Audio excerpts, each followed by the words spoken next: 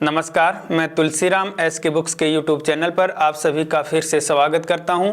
देखिए, जो territorial army TA की तैयारी कर रहे हैं उनके लिए हम फिर से आज प्रैक्टिस पेपर लेकर आए हैं। इससे पहले हमारे यूट्यूब चैनल पर जो टीए में पूछे जाते हैं सब्जेक्ट, उनके टॉपिक्स की क्लास हो चुकी हैं, उनके वीडियो आ चुके हैं यूट्यूब चैनल पर। तो आज हम प्रैक्टिस पेपर लेकर आए हैं। हमारी एसके बुक्स की ये जो गाइड है और इसके साथ साथ में ये अभ्यास पेपर सेट है जिसमें कुल 50 पेपर्स दे रखे हैं। ये आप एग्ज़ाम के तैयारी के लिए आप अवश्य पढ़ें और एग्ज़ाम में अच्छे अंक हासिल करें। ये देखिए, जो हमारी एसके बुक्स का पेपर सेट है, इसी से हम आज प्रैक्टिस पेपर हल करवा रहे हैं। तो देखिए किस प्रकार के क्वेश्चंस एग्ज़ाम में पूछे जाते हैं, आपको ये पता चल जाएगा और किस पैटर्न के क्वेश्चंस आते हैं। तो सबसे पहले देखते हैं हम सामान्य ज्ञान का पार्ट। देखिए, फर्स्ट क्वेश्चन आपका, अर्जुन अवार्ड दिया जाता है। ऑप्शन में है विशिष्ट खिलाड़ियों के लिए, कवियों के लिए, वैज्ञानिकों के लिए, अभिनेताओं के लिए। तो आपका उत्तर है खिलाड़ियों के लिए, विशिष्ट खिलाड़ियों के लिए। अर्जुन अवार्ड है ये विशिष्ट खिलाड़ियों को दिया जाता है, खिलाड़ियों, ये विशिष्ट खिलाड़ियों के लिए होता है। और खेल जगत में सबसे बड़ा जो अवार्ड है भारत का, उस अवार्ड को मेजर ध्यानचंद अवार्ड कहते हैं। मेजर ध्यानचंद अवार्ड है ये खेल के क्षेत्र में सबसे बड़ा पुरस्कार है। द्रोणाचार्य पुरस्कार के बारे में भी कई बार एग्जाम में पूछ लेते हैं। तो द्रोणाचार्य पुरस्कार है वे खेल कोच को दिया जाता है। आगे देखिए, कश्मीर घाटी का मुख्य शहर है पठानकोट, श्रीनगर, कुपवाड़ा, इनमें से कोई नहीं। तो आपका उत्तर है श्रीनगर, श्रीनगर। आगे देखिए, किस देश को मध्य रात्रि के सूर्य का देश कहा जाता है? ऑप्शन में है जापान, स्विट्जरलैंड, नॉर्वे, इनमें से कोई नहीं। तो आपका उत्तर है नॉर्वे। नॉर्वे है ये मध्य रात्रि के सूर्य का देश कहलाता है। जबकि ये पूछ लें कि उगते हुए सूर्य का देश किसे कहा जाता है, तो उगते हुए सूर्य का देश जापान को कहा जाता है और डूबते हुए सूर्य का देश ब्रिटेन को कहा जाता है। आगे देखिए, सत्यमेव जयते कहाँ से लिया गया है? ऑप्शन में है मुंडक उपनिषद, ऋग्वेद, न्यायशास्त्र, सामवेद। तो सत्यमेव जयते है ये मुंडकोपनिषद से लिया गया है। किससे लिया गया है? मुंडक उपनिषद से। और सत्यमेव जयते का अर्थ है सत्य की जीत होती है। आगे देखिए, 5 नंबर, चिल्का झील कहाँ स्थित है? ओडिशा, बिहार, मध्य प्रदेश, इनमें से कोई नहीं। तो आपका उत्तर है ओडिशा। चिल्का झील है ये ओडिशा में स्थित है। तो ओडिशा आपका उत्तर हो गया। और ये भारत की सबसे बड़ी खारे पानी की झील कहलाती है चिल्का झील। आगे देखिए, मिजोरम की राजधानी है आइजोल, शिलोंग, इम्फाल, इनमें से कोई नहीं। तो आपका उत्तर है मिजोरम की राजधानी है आइजोल। और जो ऑप्शन में दे रखे हैं शिलोंग, शिलोंग मेघालय की राजधानी है। इम्फाल मणिपुर की राजधानी है। 7 नंबर देखिए, बिहू किस राज्य का परंपरागत नृत्य है? बिहार, असम, पंजाब, इनमें से कोई नहीं। तो आपका उत्तर है असम। बिहू नृत्य है ये असम राज्य का प्रसिद्ध नृत्य है, असम।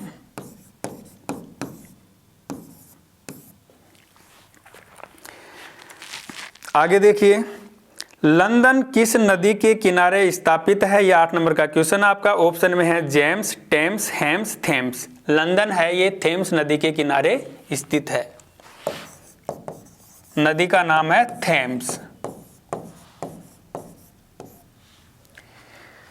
आगे देखिए, 9 नंबर क्वेश्चन आपका, नक्शे का प्रयोग क्या खोजने में किया जाता है? दूरी, दिशा, लंबाई, उपरोक्त सभी, ये 4 आपके ऑप्शन में हैं। तो नक्शे का जो प्रयोग है वह दूरी, दिशा और लंबाई खोजने में किया जाता है, तो इसलिए आपका उत्तर हो गया उपरोक्त सभी। उपरोक्त सभी।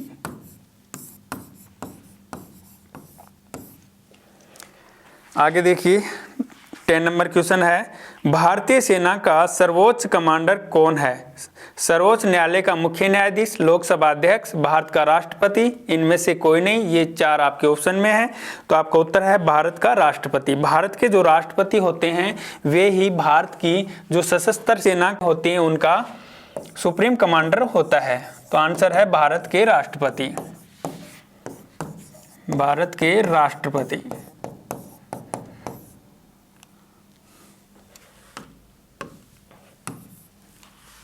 भारत के राष्ट्रपति। आगे देखिए, विश्व में 11 नंबर क्वेश्चन है, विश्व में सबसे गहरा महासागर कौन सा है? प्रशांत महासागर, हिंद महासागर, अरब महासागर, इनमें से कोई नहीं। तो आपका उत्तर है प्रशांत महासागर। प्रशांत महासागर है, ये विश्व का सबसे गहरा महासागर है तथा सबसे बड़ा महासागर भी प्रशांत महासागर ही है। अगर ये पूछ लें कि विश्व का सबसे छोटा महासागर कौन सा है, तो विश्व का सबसे छोटा महासागर है वह आर्कटिक महासागर है। आगे देखिए 12 नंबर क्वेश्चन आपका, भारत ने गोवा को पुर्तगालियों से कब आज़ाद करवाया? देखिए, भारत ने गोवा को 1961 में आज़ाद करवाया था, 19 दिसंबर को। 19 दिसंबर 1961 में भारत ने गोवा को आज़ाद करवाया था पुर्तगालियों से। आगे देखिए 13 नंबर क्वेश्चन है, पेरिस किस नदी के किनारे स्थित है? सीन, थेम्स, वोल्गा, इनमें से कोई नहीं। तो आपका उत्तर है सीन। पेरिस है ये सीन नदी के किनारे स्थित है, सीन। और जो पेरिस है ये फ्रांस की राजधानी है। आगे देखिए 14 नंबर, नेशनल बोटेनिकल गार्डन किस शहर में स्थित है? लखनऊ, रेवा, जयपुर, इनमें से कोई नहीं। तो आपका उत्तर है लखनऊ। नेशनल बोटेनिकल पार्क है ये लखनऊ में स्थित है, लखनऊ।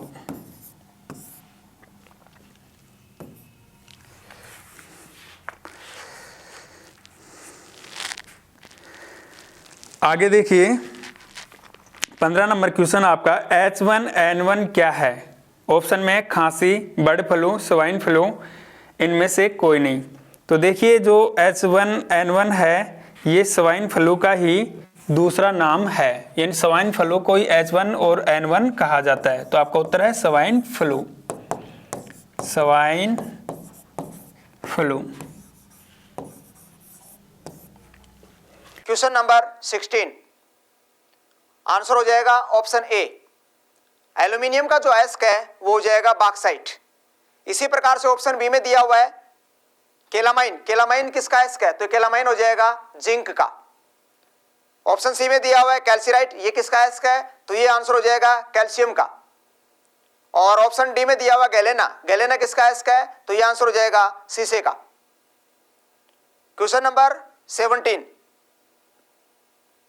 आंसर हो जाएगा ऑप्शन डी नाइट्रस ऑक्साइड। अब नाइट्रस ऑक्साइड को हम लिखते हैं N2O। N2O। इसमें जैसे कि और दिया हुआ कार्बन डाइऑक्साइड। कार्बन डाइऑक्साइड का सूत्र क्या होता है? CO2। CO2। एक ऑप्शन दिया हुआ है हाइड्रोजन पेरोक्साइड। हाइड्रोजन पेरोक्साइड का सूत्र होता है H2O2। और एक दिया सल्फर डाइऑक्साइड। तो सल्फर डाइऑक्साइड का सूत्र हो जाएगा SO2। SO2। तो ये भी आपको संबंधित ध्यान रखना है। अगला क्वेश्चन है क्वेश्चन 18, आंसर हो जाएगा ऑप्शन सी। आग बुझाने के लिए जिस गैस का उपयोग किया जाता है वो कौन सी गैस है? Carbon dioxide. और कार्बन डाइऑक्साइड का सूत्र क्या है? ये लिखा हुआ है CO2। कार्बन डाइऑक्साइड का जो सूत्र है वो हो जाएगा CO2। इसी प्रकार से इसमें एक गैस दी हुई है जैसे कि नियोन। नियोन गैस का जो उपयोग है टीवी, रेडियो और फोटोग्राफी के रूप में इस्तेमाल किया जाता है। कार्बन मोनोऑक्साइड जो कि एक जहरीली विषैली गैस होती है। नाइट्रोजन, नाइट्रोजन जो गैस होती है वायुमंडल के अंदर सबसे ज्यादा मात्रा में पाई जाने वाली गैस है, ये भी आपको ध्यान रखना है। क्वेश्चन नंबर है 19, आंसर हो जाएगा डी, यानी कि जो स्तनपायी अंडे देता है उसमें आ जाएगा प्लेटिपस। बाकी के जो है ये अपने बच्चों को जन्म देते हैं जैसे कि चमगादड़ है, कंगारू, चिड़िया है। बाकी ये जो है प्लेटिपस जो है ये अंडे देता है।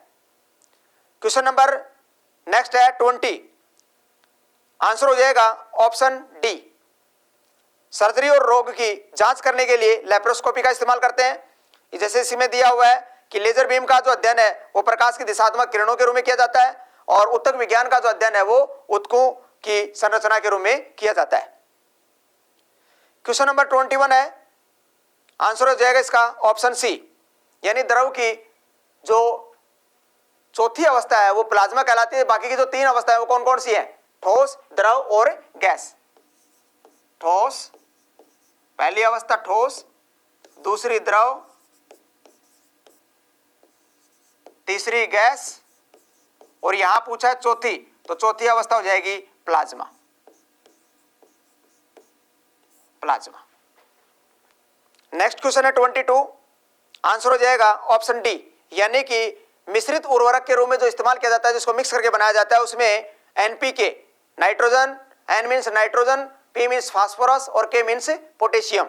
अगला क्वेश्चन है 23, आंसर हो जाएगा ऑप्शन ए। यहां पर आपको समझना है कि गाय के दूध में जो प्रचुरता के रूप में पाया जाता है वो विटामिन ए पाया जाता है।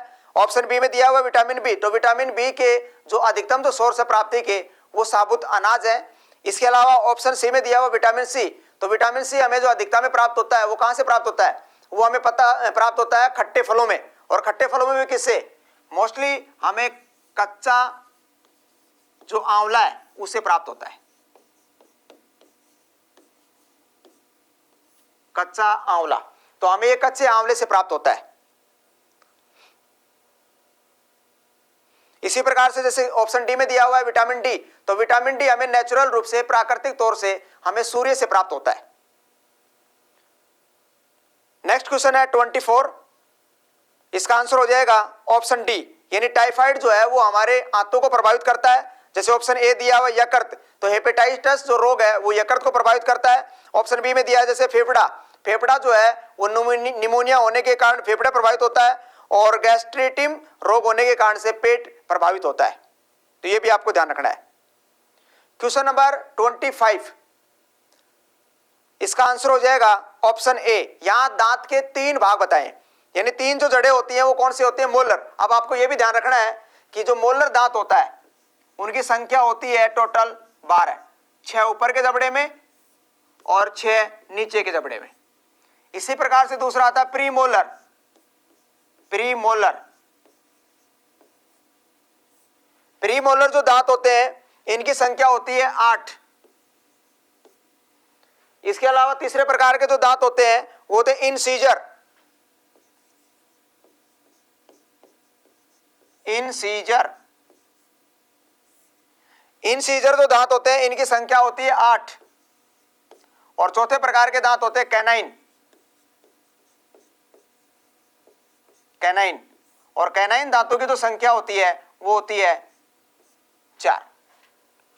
इस प्रकार से टोटल जो दांत होते हैं एक वयस्क व्यक्ति में वो कितने दांत होते हैं? 32। ये भी आपको साथ में ध्यान रखना है। नेक्स्ट क्वेश्चन है 26,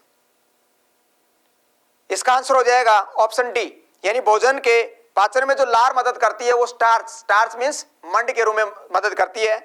अब जैसे ऑप्शन ए दिया हुआ प्रोटीन, तो प्रोटीन जो है पेप्सिन के रूप में मदद करती है। वसा जो है वो पित्त रस के रूप में मदद करती है और रेशा के रूप में जीवाणु मदद करते हैं। क्वेश्चन नंबर 27 है, इसका आंसर हो जाएगा ऑप्शन सी, यानी जब निकट दृष्टि दोष होता है तो वो हमारी आंखों के पुतले के आकार में क्या कर देता है? परिवर्तन कर देता है। और जब निकट दृष्टि दोष होता है तो आंखों का जो प्रतिबिंब, आंखों के रेटिना पे जो प्रतिबिंब बनना चाहिए वो रेटिना पे ना बन करके रेटिना से पहले बन जाता है, रेटिना से पहले बन जाता है। अब वापस से प्रतिबिंब को रेटिना पे बनाने के लिए क्या करना पड़ेगा, एक लेंस लगाना पड़ेगा। तो निकट दृष्टि दोष को ठीक करने के लिए एक लेंस लगाएंगे, और वो लेंस कौन सा लगाएंगे, अवतल लेंस, कॉनकेव लेंस, अवतल लेंस। यानी अवतल लेंस का उपयोग करके निकट दृष्टि दोष को क्या किया जाता है, ठीक किया जाता है। तो ये भी आपको ध्यान रखना है। नेक्स्ट क्वेश्चन है 28। इसका आंसर हो जाएगा ऑप्शन डी, यानी कि मनुष्य के मस्तिष्क का जो औसत वजन होता है वो करीबन 1500 ग्राम के समथिंग होता है। इसी प्रकार से महिलाओं के मस्तिष्क का जो औसत वजन होता है वो करीबन 1200 ग्राम के समथिंग होता है, और 1 साल तक के बच्चे के मस्तिष्क का जो औसत वजन होता है वो करीबन 1 किलोग्राम के लगभग होता है। तो ये भी आपको ध्यान रखना है। क्वेश्चन 29 है, इसका आंसर हो जाएगा सी, यानी संक्रामक रोग जो एक दूसरे के संपर्क में आने के द्वारा फैल जाता है उसे संक्रामक रोग कहते हैं। इसमें तपेदिक रोग हो जाएगा, जिसको हम टीबी या ट्यूबरकुलोसिस भी बोलते हैं। प्लेग जो बीमारी है वो चूहे के द्वारा, और हैजा जो रोग होता है वो दूषित पानी के माध्यम से फैलता है।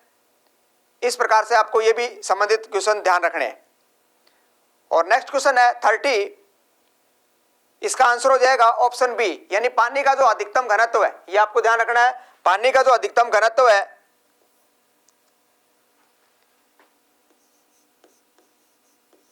वो 4 डिग्री सेल्सियस होता है। पानी का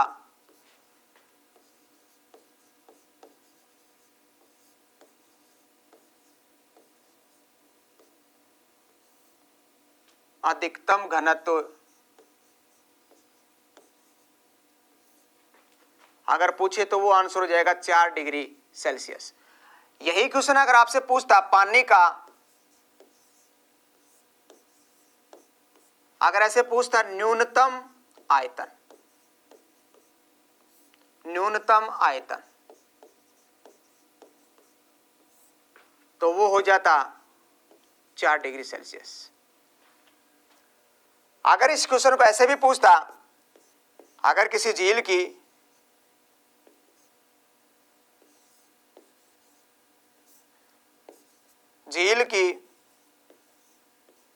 ऊपरी सतह पर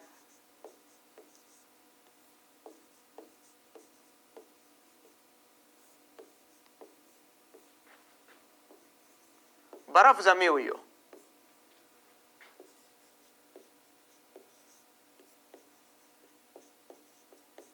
तो अंदर तलहटी का तापमान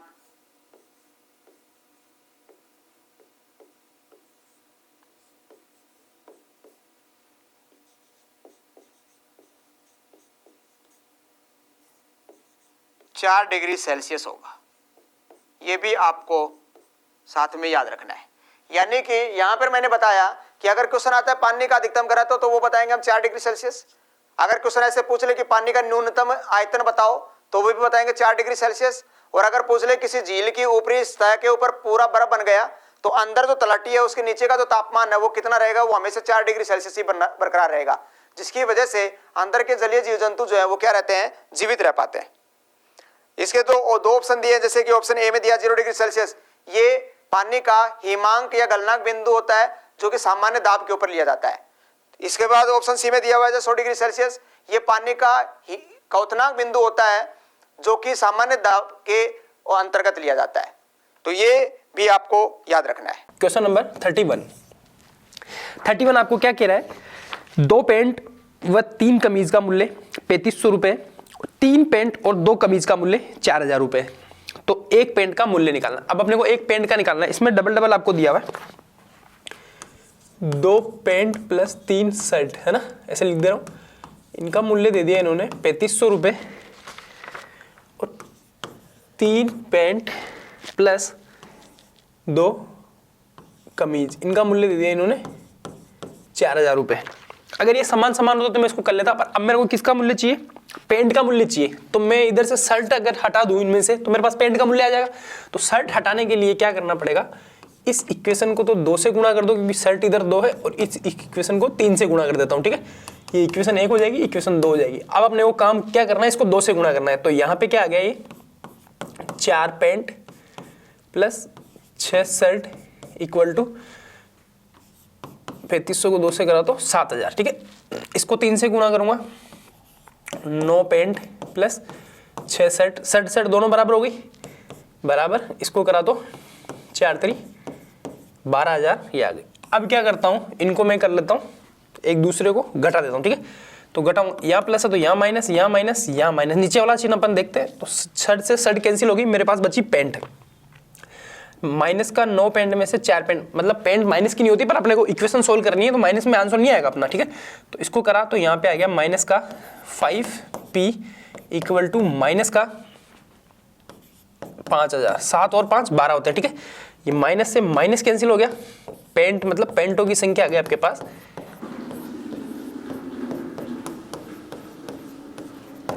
एक पेंट का मूल्य कितना आ गया, 1000 रुपए। अब आप कैसे भी निकाल सकते हैं, यहाँ से शर्ट का भी निकाल सकते हैं, अपन से पेंट का पूछा हुआ है, तो इसमें क्या हो गया, option number A is correct answer, ठीक है। नेक्स्ट की बात करते हैं अपन, 32 नंबर क्वेश्चन आपको क्या दिया है, 50 प्यालों का लागत मूल्य मतलब क्रय मूल्य आप देख लो 40 प्यालों के विक्रय मूल्य के बराबर है। इस क्रय विक्रय मूल्य में लाभ प्रतिशत निकालो। लाभ भी होगा क्योंकि 50 आपने खरीद रही है, उसका जो लागत मूल्य है ना 40 के ही बराबर है, तो आपको आसानी से साफ दिख रहा है इसमें प्रॉफिट होगा। तो 50 CP ये क्वेश्चन करने का तरीका होता है 40 SP, दोनों को इक्वल इक्वल रख दिया। यहाँ क्या होता है, क्रय मूल्य विक्रय हो जाता है, विक्रय मूल्य क्रय हो जाता है, ये तरीका होता है। बाकी आप इस तरीके से करोगे तो भी आप आसानी से इसको सोल्व कर पाओगे, ठीक है।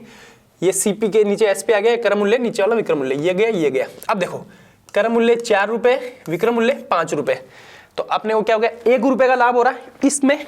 तो यहाँ पे आपके पास आ गया क्रय मूल्य 4 और SP विक्रय मूल्य आ गया 5, ठीक है। लाभ कितना हुआ, लाभ प्रतिशत निकालना है, तो लाभ 1 रुपए का हुआ, कितने पे, हमेशा लाभ क्रय मूल्य पे निकलता है।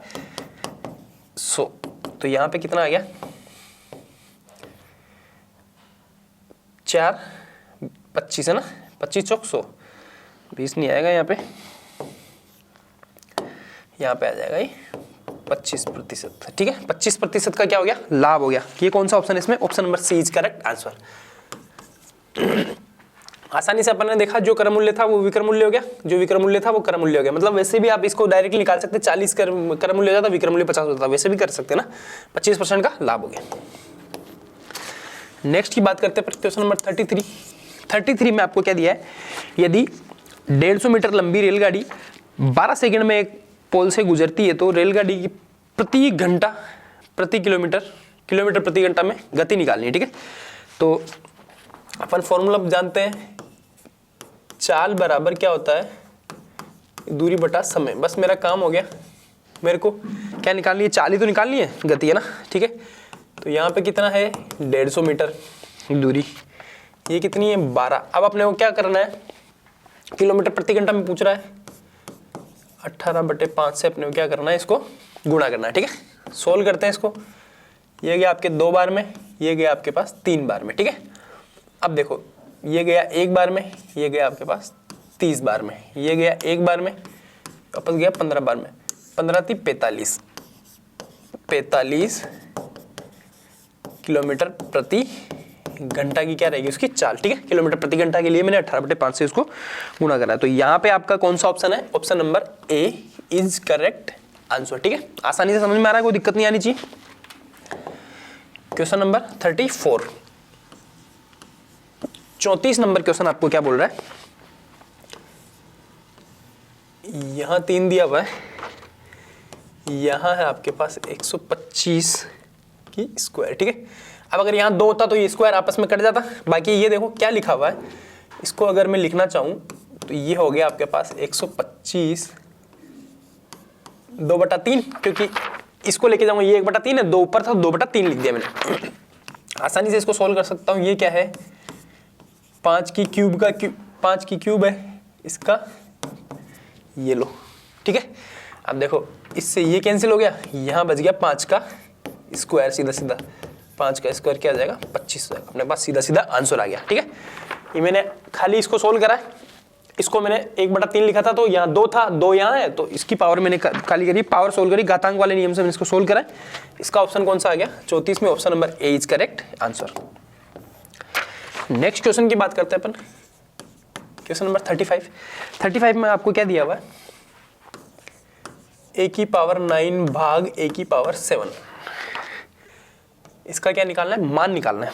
ये टेरिटोरियल आर्मी के लिए इंपॉर्टेंट क्वेश्चन रहने वाला है। ये भाग का मतलब हो गया 7, ये लिख दूं। अब ये ऊपर चला जाएगा, आपको पता है a की पावर 9 गुणा a की पावर -7, ये नीचे था तो ऊपर चला गया, आधार बराबर घाते जुड़ती है, a की पावर 9 - 7, ये आ गया a²। इतना सब कुछ खाली मैंने आपको सोल्व करने के लिए बताया, कुछ भी करने की जरूरत नहीं थी, भाग दिया हुआ, इसमें से घटा दो, सीधी सीधी बात है, a² अपना आंसर बन जाएगा। ठीक है, तो ये कौन से में a², ऑप्शन सी में। तो यहाँ पे कौन सा ऑप्शन बन गया आपका, option number C is correct answer. ये मैंने आपको बताने के लिए काम करा है। ठीक है, क्वेश्चन नंबर 36 में आपको क्या दिया है, यदि 2 वृत्तों की त्रिज्या का अनुपात 4:5 है तो उनके क्षेत्रफल का अनुपात निकालो। अब देखो वृत्त का क्षेत्रफल क्या होता है, πr², रेडियस का अनुपात अपने को दे रखा है 4:5, तो क्षेत्रफल में क्या होती है r² हो जाता है, तो जो इनका स्क्वायर होगा ना वो अनुपात हो जाएगा। तो देखो अनुपात तो सीधा सीधा आ गया 16:25, 4:5 था ना, तो उनका स्क्वायर कर दिया मैंने खाली। अब देखो होता क्या है, इसका स्क्वायर का फॉर्मूला होता है πr²। ठीक है, r1 अनुपात पाई r2², क्योंकि 2 त्रिज्या दी हुई, r1 r2 दी हुई, ये पाई से आप पाई कैंसिल कर दो, r1 का मतलब 4 का स्क्वायर अनुपात 5 का स्क्वायर, बस यही काम करना था। 16:25 अनुपात की स्क्वायर की क्षेत्रफल की जब भी बात आएगी आप स्क्वायर करेंगे, और वॉल्यूम के जब भी बात आती है, वॉल्यूम इसमें होता नहीं है, वॉल्यूम होता है गोले में। अगर वॉल्यूम की बात आती है तो अपन क्यूब पे चले जाएंगे। ठीक है, स्क्वायर में अपन खाली स्क्वायर करेंगे। ठीक है, एरिया में स्क्वायर करेंगे खाली। तो इसका कौन सा ऑप्शन बन गया आपके पास, option number B is correct answer. ठीक है, क्वेश्चन नंबर 37 में आपको क्या दिया है, 5 स्क्वायर की होल पावर 0। अब देखो घातांक नियम से में अपन पढ़ते हैं, किसी की भी पावर 0 होने का क्या मतलब होता है, उसका वैल्यू आती है 1। तो यहाँ पे किसी की भी पावर, यहाँ पे ये है, वैसे डायरेक्ट पता चला आंसर 1 आएगा, पर 25 की पावर 0 कर लो, एक ही बात है, आंसर क्या आ गया 1। चाहे यहाँ कुछ भी हो, अगर उसकी पावर में 0 बैठा है तो उसका आंसर 1 आएगा। ठीक है, तो ये कौन सा है, ऑप्शन सी। इसको 0 मत कर देना आप कहीं, भाई 0 है तो 0 आ जाए, नहीं 1 आता है। ठीक है, क्वेश्चन नंबर 38 में आपको क्या दिया हुआ है, 5:12 समानुपात x अनुपात छिन्नमय। ये क्वेश्चन अपन कैसे सोल्व करते हैं, अनुपात समानुपात वाला है, पहले भी आपको बताया हुआ है, मध्य पदों का गुणनफल बराबर बाह्य पदों का गुणनफल। ठीक है, फॉर्मूला लिख दे रहा हूं, मध्य पदों का गुणनफल बराबर बाह्य पदों का गुणन। ठीक है, यही करना है। यहाँ पे क्या आ जाएगा, 12 गुणा x बराबर 96 गुणा 5। x बराबर क्या आ गया, 96 गुणा 5/12। ठीक है, 12 24 12 30 32 40 60 12 6 72 22 नाम 84 12 × 96। तो x बराबर 8 गुणा 5 मतलब 40, इसकी क्या आ गई वैल्यू आ गई। कौन सा ऑप्शन है इसमें, option number D is correct answer. कोई दिक्कत नहीं आनी चाहिए इस क्वेश्चन में। नेक्स्ट क्वेश्चन की बात करते हैं, क्वेश्चन नंबर 39। अच्छा क्वेश्चन है, लॉग की प्रॉपर्टी अपने को आनी चाहिए। log 10 आधार है, x बराबर 2, अपने को इसकी वैल्यू निकालनी है तो x बराबर इसकी अपने को वैल्यू निकालनी है। अब देखो अपन प्रॉपर्टी जानते हैं, log m आधार है n इक्वल टू, अगर कुछ a और कुछ होता है तो खाली इसको अपने को सोल्व करना है ना, तो इसको अपन सोल्व करते थे log n upon log m से। फिर यहाँ पे आपके पास log n बराबर a log m हो जाता है, यहाँ से आपके पास आता है log n बराबर log m की पावर a। ये जो a है यहाँ पावर में चला जाता है, और जो पावर वाला होता है उसको आगे अपन ले लेते हैं, बाकी यहाँ पे पावर में चला जाएगा, एंटी लॉग लेंगे तो log से कैंसिल हो जाएगा, n बराबर m की पावर a। तो यहाँ पे क्या हो जाएगा आपके पास, x बराबर 10 की पावर 2, जो नीचे वाला होता है उसकी पावर में ये जो आपके पास a दिया हुआ है वो पावर में आ जाए, ठीक है। तो यहाँ से क्या आ गया आपके पास 10 का स्क्वायर मतलब 100, ये अपना आंसर बन गया। ये लॉग की प्रॉपर्टी फुलफिल करनी है, या फिर इतना भी अगर आप नहीं करेंगे तो यहाँ पे आप एक्सपोनेंशियल इसका करेंगे तो आपके पास वैल्यू आ जाएगी, ठीक है। तो इसमें कौन सा ऑप्शन आ जाएगा आपके पास, option number B is correct answer. Next question पे चलते हैं अपन, क्वेश्चन नंबर 40 नंबर क्वेश्चन आपको क्या बोल रहे हैं, एक सम अष्टभुज में दो भुजाओं के बीच कितना कोण होता है। दो भुजाओं के बीच अपना कोण बताना है सम अष्टभुज में। तो सम अष्टभुज में अपने को कोण निकालने के लिए क्या करना पड़ेगा, अपने को क्या है, ये अष्टभुज है ना। तो इसमें अपन पहले इनके कोणों का योग निकाल लेते हैं, फिर उसमें 8 का भाग दे देंगे तो जो कोण आएगा वो आ जाएगा, सीधी सी बात है। तो इसमें क्या होता है, ये n-2 × 180 डिग्री। और अगर अपने को एक कोण का निकालना है तो यहाँ पे n लिख देंगे अपन, ठीक है। तो यहाँ पे आ गया आपके पास 8 - 6 अष्टभुज है, 8 - 2, ठीक है। 8 - 2 × 180/8, यही करना है। ये आ गया 6/8 × 180, ठीक है। ये आ गया 3 बार में, ये गया आपके पास 4 बार में, ये गया 1 बार में, ये गया 45 बार में। 45 तिया 135 डिग्री। तो एंगल कितना आ जाएगा आपके पास, एंगल आ गया 135 डिग्री। कौन सा ऑप्शन है इसमें, option number B is correct answer, ठीक है। आसानी से आप इसको निकाल सकते हैं, ये फॉर्मूला होता है, आप लिख सकते हैं। क्वेश्चन नंबर 41 आपको क्या दिया है, 600 रुपए का 2 वर्ष के लिए 12% वार्षिक दर से चक्रवृद्धि ब्याज निकालो। चक्रवृद्धि ब्याज निकालना आपको, 600 रुपए का साल कितना है, 1 प्लस दर है 12% बटा 100 की पावर 2 माइनस 600। ये अपना फॉर्मूला में मैंने खाली वैल्यू पुट करी, p × 1 + r/100 की पावर 2 माइनस ये।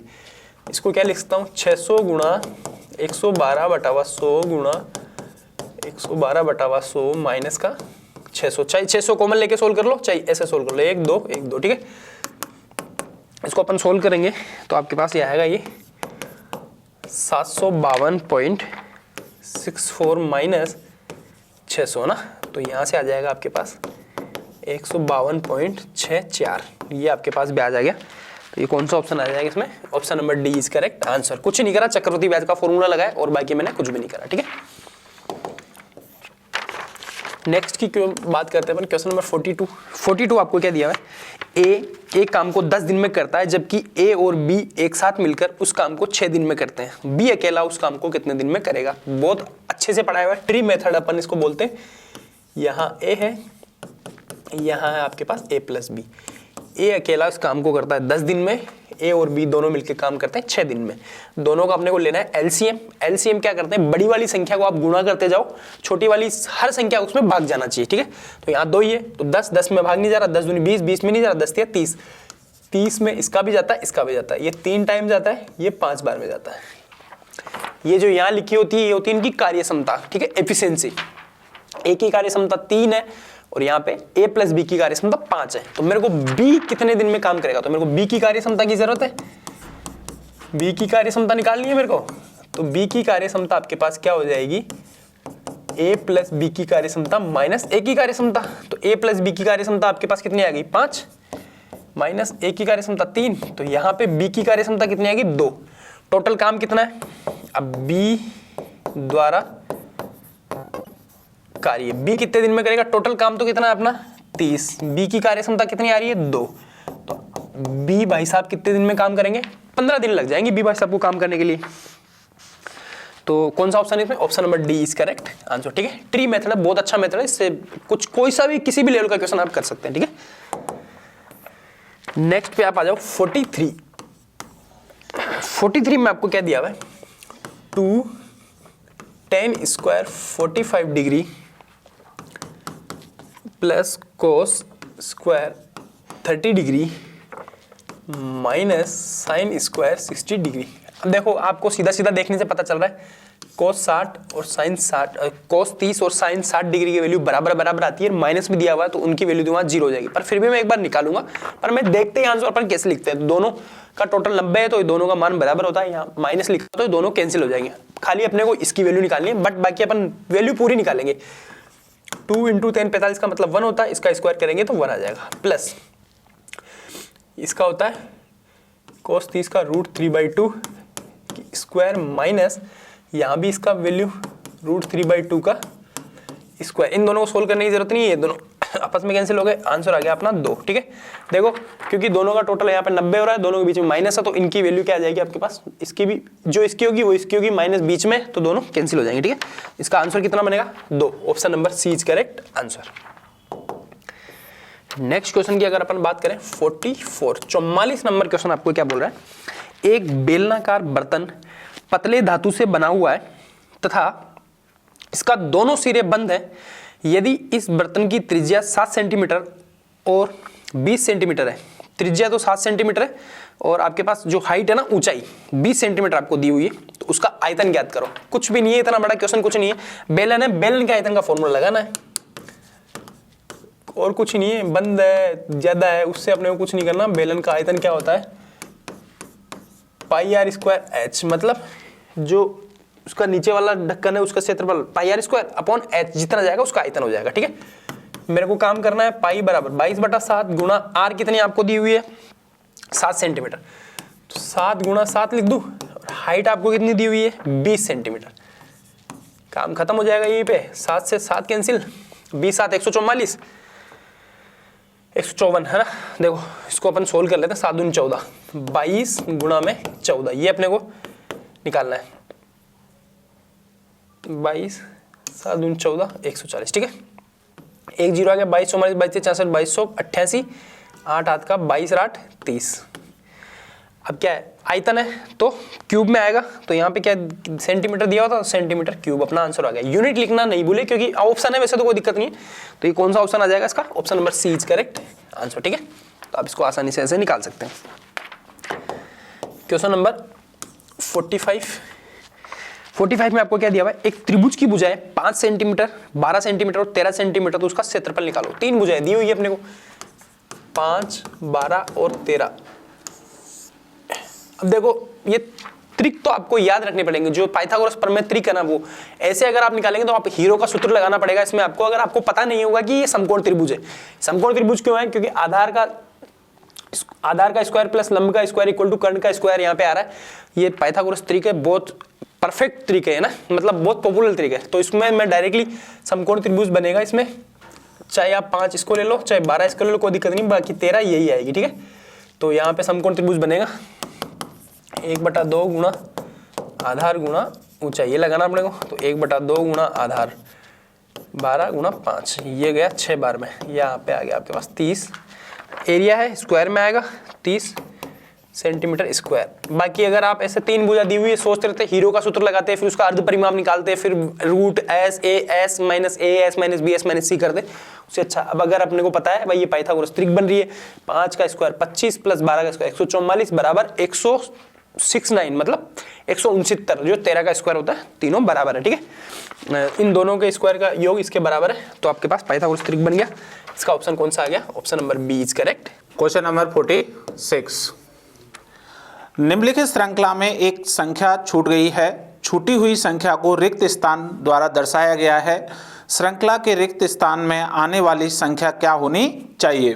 तो देखिए ये श्रृंखला है 17 21 23 27 29 33 35 39 और ये आगे पद आपसे पूछ रहा है। ठीक है, अब ध्यान से देखना बेटा, ये जो पद है जो आगे पूछा गया 39 से क्या आएगा, 17 से 21 गए, आपने प्लस कितना कर दिया 4, 17 और 4 21, 21 से 23 गए प्लस कर दिया 2, 21 और 2 23, 23 से 27 प्लस 4, 27 से 29 प्लस 2, 29 से 34 प्लस 4, 33 से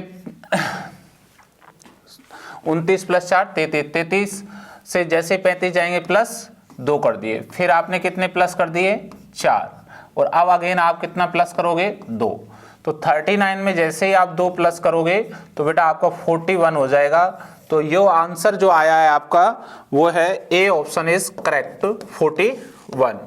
ओके, चलिए नेक्स्ट क्वेश्चन नंबर 47, ये कह रहा है निम्नलिखित प्रश्न में 3 शब्द दिए गए हैं जो पहले 2 शब्दों में से किसी न किसी रूप से कोई संबंध है।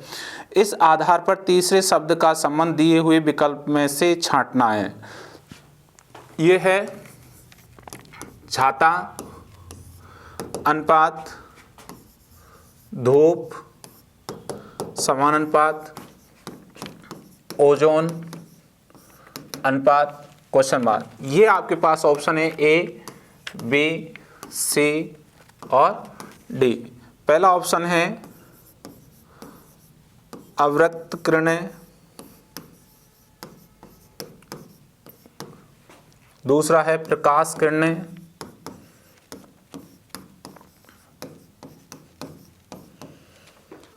तीसरा है परावैंगनी किरणें,